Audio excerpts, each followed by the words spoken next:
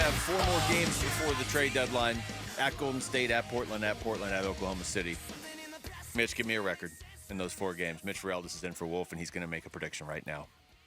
Well, aren't you the one that's good with the predictions? Oh, not if I have to do it on demand. Okay.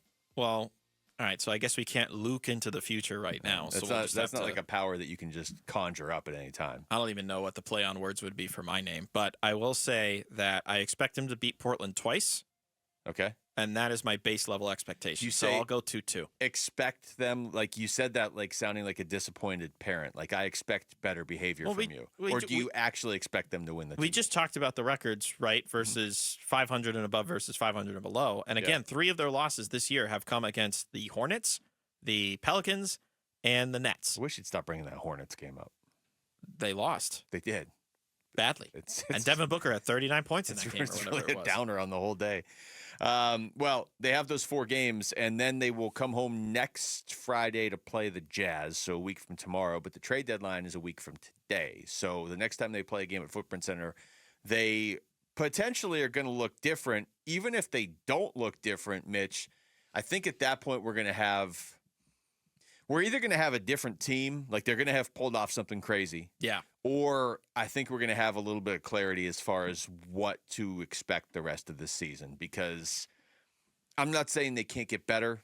I'm not saying that this team is like just that they're done at 24 and 22. I'm not saying that, but we're 46 games into the season. And last night was a lot like a lot of other games this season where they just kind of seem like a slightly above average team. Nice. That's exactly what they're paying 50 and then 50 and then another 50 to their top 3 players for, right? Mm-hmm. So can I slightly tweak the how different is this roster going to look question by rather focusing on one asset that the Suns have available to trade that isn't protected by any sort of clause? How many of those 25, 27, 29 of those 3 first-round picks, how many of them will the Suns still have once the deadline has passed? I vote that at least one of them will be gone, because I'm sure there's going to be some sort of, hey, take this off of our hands. Here's this crappy first rounder that we'll give to you. Yeah. But I don't know what other ones beyond that are going to be moved. I'm with you. I think they will still have 2 of the 3. They're in a weird spot, obviously, understatement of the year, but it's like you can't really afford to just say, you know what, this isn't working this year. We're not going to reinvest in this year. We'll, let's see how it plays out. And then we'll maybe make some drastic changes in the summer. I mean, you can do that. That's maybe what I would do, just so it's not so hastily done mid-season. It's probably easier to make some moves. But we all know there's a clock ticking on this team. The problem is, like, when people say that, it's because, well, how long is KD going to be this good? KD seems fine. Like, I'm not, like, worried that KD's suddenly going to stop being good in a year or 2 or whatever.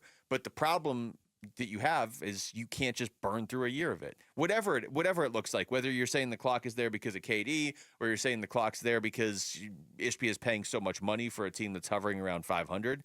I think they're going to try and do something crazy in the next week, even if it's not Jimmy Butler, because otherwise you're throwing away a whole year of this. So you're playing through the KD window. You're not playing through any sort of other contention window or any other individual on this team. You're focused solely on the KD window if you're the hypothetical Suns in this situation. Well, I just think that's when anybody says that there's a clock on this team, that's where the clock is coming from, right? Now, they're probably going to extend him this offseason, though. So if he continues to play like this, then you extend that contention window with him, don't you? So why does it feel like they're in such a rush to get it done now and then hamper them for years to come? They're spending more money than any team in league history when you throw in the luxury tax. That's why. And they have the oldest roster by average age or second oldest roster by average age. Yeah. I don't think those 2 things are supposed to correlate like that. I really don't. No, they're probably not. And I am reminded of what Richard Jefferson said this to us on this show last year when there was so much hand-wringing over the fact that the Suns had the big 3, but they weren't playing together. And around this time, the last season, they were about the same record, roughly, okay? And we had Richard Jefferson on, and he wasn't the only one that said this, but he said it pretty emphatically of when you have a team constructed like this, if they're going to take off, it's year 2. Well, this is year 2. Failure to launch? Maybe? that game last night is so symbolic of this whole season. Of you're like, yeah, they do some things really well, and yeah, they have a great player, and have a really good player, and they just lost. Like it really doesn't all add up. So it's as if then investing in these top of the line players and then just assuming that that's going to be enough as long as you provide ancillary role players, that is going to win you enough games. Well, no, it's not, and we've not seen it here. Again, they won 49 basketball games last year, and for them to do that again this year, they would have to go on a ridiculous run to close out the season. 25-11, basically. I don't know what it is exactly right now because I don't have the exact games off the top of my head, but I would think it's similar to that, where you have to win like double the amount that you would lose. Yeah. And that's just to get back to the wins you had last year. Where everybody was disappointed. Yeah. They got a 6th seed with 49 wins, which went to show, just how competitive the West was. Now it's going to be a grind just to get back to the win total you had last year, and you might even be lower in the standings as a result. We would probably throw a small party if they got the 6th seed this year, with the way this is all turned out. Small party? That's a huge win. And yet, I mean, standings-wise, they're not that far out of the 6th seed. The loss last night hurts, obviously, but what the Clippers are the 6th seed right now. They're 2.5 games ahead of the Suns. I mean, it's not unattainable, but the difference between last year and this year, to me, is the big three, for the most part now, are playing, and it's not really making a huge difference in the standings. It also just doesn't feel like a big three anymore. No, it feels like a big two. Gambo had made that declaration a couple of weeks ago or a month ago or whatever. It's like, stop calling it a big three. It's a big two. Yeah. I mean, they moved a member of their big three to the bench. Is that how big threes work? The only exception being San Antonio, obviously. But Manu Ginobili accepted that role from the jump. Bradley Beal was, let's be honest, I don't think he's very accepting of this role at all. But he's still getting the same amount of minutes. He's doing it, though. Yeah, I mean, he's doing it. He's doing it, and he's not complaining, and he's obviously not demanding a trade because they can't get him to waive his no-trade clause. Yeah.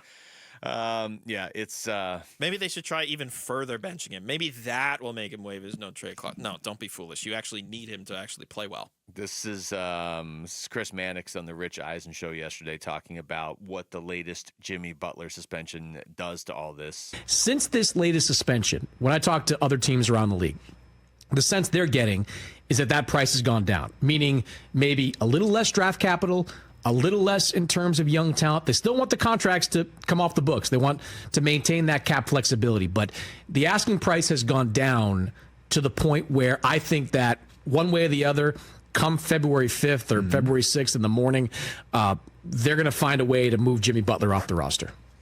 You know, Mitch, the general response I get when I talk to anybody in the NBA about what's the problem with the Suns, it's typically not that it's Bradley Beal's fault, but it's Bradley Beal's contract is the issue with the Suns. That's what most people, when I talk to people around, agreed. It's good because that money could be spent on 2 really good players, or in theory even 3 like decent players. That right now the Suns have like Durant and Booker, and then Beal's the next tier, but then there's like a huge drop off, right? Your next best player might be a rookie.